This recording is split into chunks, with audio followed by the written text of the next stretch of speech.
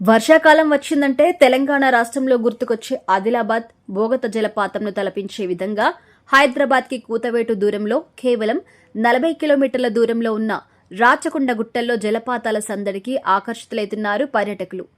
యాదాద్రి భువనగిరి జిల్లా సంస్థాన్ నారాయణపురం మండలం కేంద్రం రాచకొండ గుట్టల్లో కురిసిన భారీ వర్షాలకు పల్లగట్టు తండా, గంగమూల తండాలో గుట్టల మధ్య నుంచి ప్రవహిస్తున్న జలపాతాలను చూడ్డానికి హైదరాబాద్, రంగారెడ్డి, ఉమ్మడి నల్గొండ జిల్లా వ్యాప్తంగా వస్తున్న పర్యాటకులు చుట్టూ ఊటిని తలపించేలా పచ్చని గుట్టల మధ్య వర్షపు నీరు జలపాతాలలాగా రావడంతో మైమరిచిపోతున్నారు పర్యాటక ప్రేమికులు.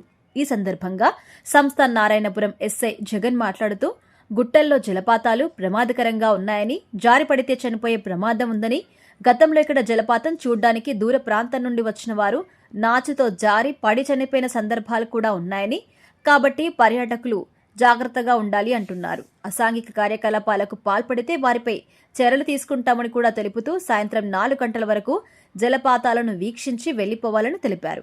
పలువురు పర్యాటకులు మాట్లాడుతూ తెలంగాణలో జలపాతాలు చూడాలంటే చాలా దూరం ప్రయాణించి ఉంటుంది. అటువంటిది హైదరాబాద్కి కేవలం 40 కిలోమీటర్ల దూరంలో చుట్టూ గుట్టల మధ్య ఆహ్లాదకరమైన వాతావరణంలో స్వచ్ఛమైన వర్షపు నీటిని మేము ఆస్వాదిస్తున్నామని తెలుపుతున్నారు.